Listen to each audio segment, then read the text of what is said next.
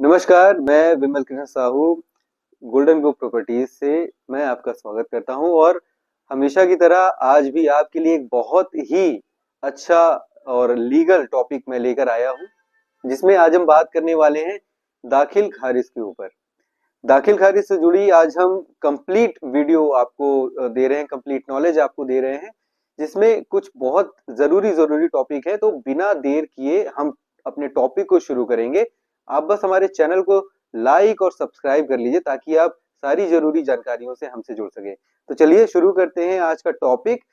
आपकी स्क्रीन पे आपको एक चार्ट दिख रहा होगा जो आज के टॉपिक का पार्ट है, जिसमें हम बात करने वाले हैं दाखिल खारिज से जुड़े 5 सवालों पे। वो 5 सवाल जिसमें पहला सवाल आपका ये रहेगा कि दाखिल खारिज अगर किसी को रुकवानी है तो वो कितने दिन के अंदर दाखिल खारिज होने से रुकवा सकता है, यानी वो आपत्ति लगा सकता है। पहला सवाल आपका ये है, जिसका जवाब हम आज की वीडियो में देंगे। दूसरा सवाल आपका आज हम जो लेने वाले हैं वो ये कि दाखिल खारिज को कौन रुकवा सकता है और आपत्ति कौन लगवा सकता है, ये आज का दूसरा सवाल होगा। तीसरा सवाल आपका होगा कि आपत्ति लगाने का कारण क्या है, मतलब क्या वो वैलिड रीजन है जिसके कारण आप आपत्ति लगवा सकते हैं और आपकी आपत्ति सफल होगी। तो इस पे आज हम बात करेंगे। चौथा आपका जो आज टॉपिक है वो है कि आपत्ति के कितने दिन तक दाखिल खारिज नहीं होगी, यानी कि अगर कोई व्यक्ति आपत्ति लगाता है तो आपत्ति लगाने के कितने दिन तक उस रजिस्ट्री पे या उस पर किसी प्रकार का कोई दाखिल खारिज का आदेश नहीं आएगा, कितने दिन तक दाखिल खारिज होल्ड कराई जा सकती है। और आखिरी आज जो प्रश्न हम लेने वाले हैं वो ये है कि दाखिल खारिज रुकवाने के लिए आपत्ति लगाई कहाँ जाती है।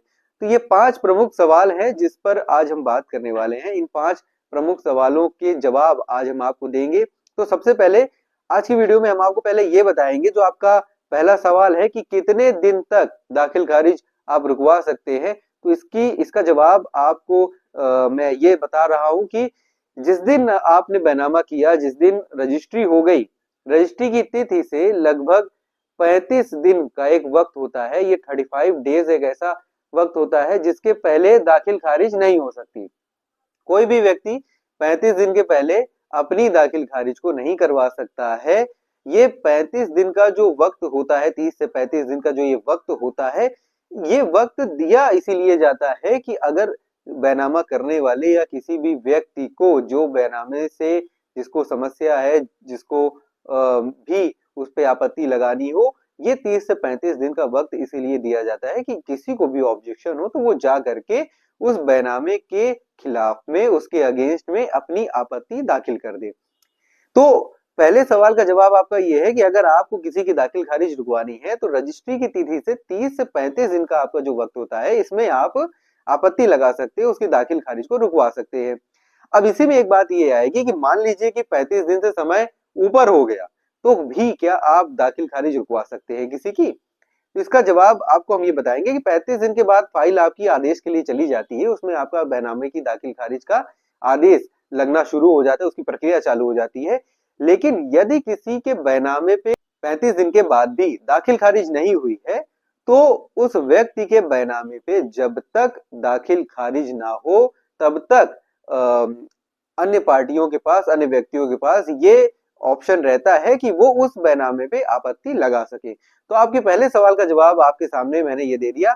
अब आपका जो दूसरा सवाल है कि कौन आपत्ति लगा सकता है, तो आपको मैं ये बताना चाहूंगा कि आप ये जाने कि आपत्ति लगाने वाला व्यक्ति वो कोई भी व्यक्ति हो सकता है जो आपत्ति लगा सके। अब कोई भी व्यक्ति मतलब ऐसा नहीं है कि कोई भी व्यक्ति जिसका बैनामे से या किसी उस जगह से लेना देना ना हो लेकिन वो जाके आपत्ति लगा सके, ऐसा नहीं है। कोई भी व्यक्ति मतलब कि आपत्ति लगाने के लिए ऐसा व्यक्ति जिसका उसमें कोई, वो उस जमीन में सहखातेदार हो, वो आपत्ति लगा सकता है। इसके लिए यह अनिवार्य नहीं है कि लिखने वाला ही आपका आपत्ति लगाए। कोई भी व्यक्ति जो सहखातेदार है वो आपत्ति लगा सकता है, या जिसका भी उस जमीन पे विवाद चल रहा है वो इस तरह की आपत्ति को लगा सकता है। तो आपके दूसरे प्रश्न का मैंने आपको उत्तर दिया कि कौन आपत्ति लगा सकता है, उसमें आपके कोई भी सहखातेदार या कोई भी व्यक्ति जिसका उस जगह से जमीनी विवाद चल रहा है वो उस पर आपत्ति लगा सकता है। आज का तीसरा प्रश्न है कि कौन कौन से ऐसे कारण है जिसके कारण से आप आपत्ति लगा सकते हैं। तो इसमें बहुत जो जरूरी चीजें हैं वो है कि आपकी आपत्ति किन कारणों से लगी है। दाखिल खारिज होने या ना होने का मुख्य जो रीजन है वो यही है कि आपने कारण क्या दिया है आपत्ति में, उसकी वजह से ही ये तय होता है कि दाखिल खारिज होगी या नहीं होगी। तो कुछ रीजन ऐसे हैं जिन्हें न्यायालय कहता है कि ये ठोस रीजन है, इनके होने पर दाखिल खारिज नहीं होगी और बैनामे पर दिक्कत आ सकती है।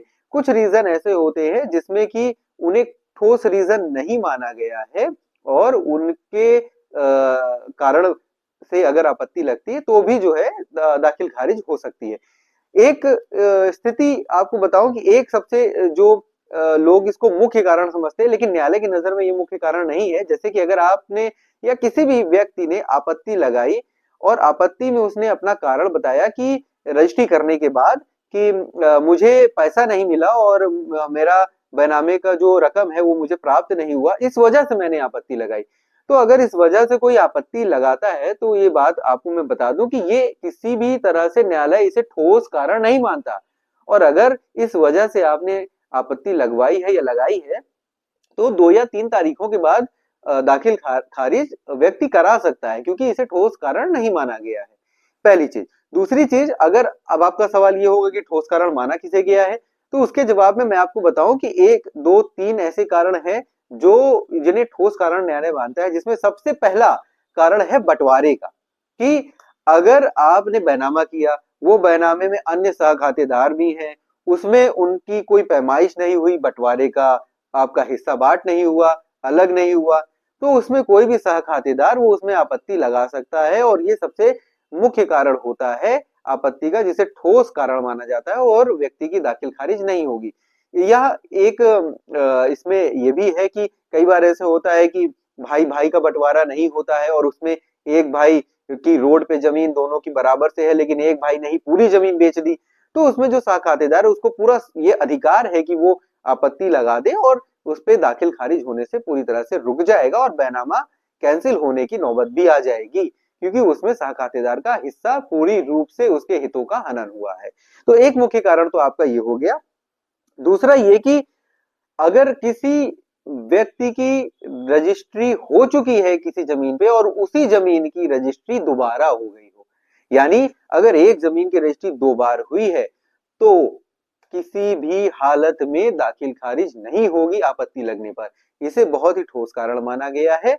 यानी कि कोई भी रजिस्ट्री, कोई भी बैनामा अगर 2 बार हो गया है तो आपत्ति लग सकती है और दूसरी बार हुई रजिस्ट्री की दाखिल खारिज किसी भी सूरत में नहीं होगी। ये एक बहुत ही ठोस कारण है। तीसरा जो कारण है कि कोई भी जमीन जो विवाद की स्थिति में है, जिसका कोई मुकदमा चल रहा है और कहीं से भी उसका अगर मुकदमा चल रहा है और उस पे आपत्ति लगी, उन सारे व्यक्तियों में से किसी के भी द्वारा जो भी मुकदमे के हितों के माध्यम से काम कर रहे हैं, तो आपकी जमीन की दाखिल खारिज किसी भी सूरत में नहीं होगी। यानी अभी मैंने जो आपको रीजन बताया आपत्ति लगाने का, उसमें एक जो ठोस कारण नहीं है, जिसमें मैंने कहा कि अगर कोई पैसों के विवाद को लेके कि हाँ मैंने बैनामा किया मुझे पैसा नहीं मिला, ये ठोस कारण बिल्कुल नहीं है। इसकी वजह से आपत्ति लगती है अगर तो दाखिल खारिज रुकेगी नहीं, कुछ समय बाद दाखिल खारिज हो जाएगी। बाकी जो 3 कारण मैंने आपको बताया वो सारे ठोस कारण है और उस परिस्थिति में, उस स्थिति में दाखिल खारिज किसी भी सूरत में नहीं होगी और बैनामा कैंसिल हो जाएगा। तो आज मैंने 3 सवालों के आपके ये जवाब दिए। चौथा आपका सवाल जो है उसमें यह है कि आपत्ति के कितने दिन तक दाखिल खारिज नहीं होगी। तो आपको हम बताएं कि जैसे आपका जो कारण है, जो आपका तीसरा सवाल था कि किस कारण से आपने आपत्ति लगाई, उसी कारण में चौथे सवाल का भी जवाब है कि अगर आपका कारण ठोस है तो उसमें व्यक्ति की दाखिल खारिज कभी नहीं होगी, उसकी रजिस्ट्री कैंसिल हो जाएगी। लेकिन अगर आपका कारण ठोस नहीं है और आपने दाखिल खारिज के लिए आपत्ति लगाई है तो 2-3 तारीखें लगेंगी, उसके बाद उसका आदेश आ जाएगा और जो है न्यायालय उसकी दाखिल खारिज करा देगा। ठीक। तो आज का ये 4 सवाल जो था ये मैंने आपका लिया, और 5वां और आखिरी सवाल कि आप दाखिल खारिज के लिए आपत्ति कहां से लगवा सकते हैं।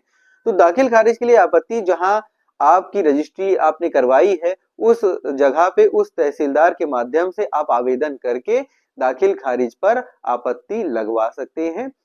इस प्रकार मैंने आज आपके 5 सवाल जो दाखिल खारिज से जुड़े थे, उन सारे सवालों को मैंने आपको उसके आंसर के माध्यम से उसका आपको मैंने सारी जानकारी आपको अपडेट करी और उम्मीद है कि आपको सारी दाखिल खारिज से जुड़ी जानकारी मिल गई होगी, आपत्ति से जुड़ी जानकारी मिल गई होगी। आगे इस प्रकार की किसी भी तरह की आपके सवाल हो या किसी प्रकार की लीगल जानकारी आपको चाहिए, रजिस्ट्री से जुड़ी चाहिए, जमीन से जुड़ी चाहिए, तो वो सारी जानकारियों के लिए आपको मेरा मोबाइल नंबर आपको हमेशा हमारे वीडियो में मिलता है। आप उस पर व्हाट्सएप करके चीजें पूछ सकते हैं या आप मुझे डीएम करके अपने सवाल पूछ सकते हैं। एक वीडियो के अंत में एक मैं आपको सुझाव अपनी तरफ से देना चाहूंगा कि कभी भी आप कोई रजिस्ट्री कराने जाएं, कोई भी बैनामा खरीदने जाएं, करने जाएं, कराने जाएं या कोई भी संपत्ति खरीदने जाए तो उसकी जांच जरूर करवाइए। अगर आज की तारीख में आप अब किसी भी संपत्ति को लेने से पहले उसकी जांच नहीं कराते हैं तो मैं कहूंगा कि आप बिल्कुल भी अपने पैसों के लिए, अपनी चीजों के लिए सावधान नहीं है। आप अपनी चीजों की अपनी खरीदने वाली संपत्ति की जांच करवाएं, उसके बाद ही आप आगे जाएं।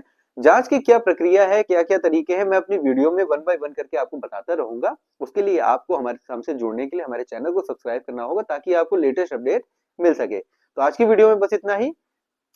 धन्यवाद। फिर दोबारा नई वीडियो में मिलेंगे।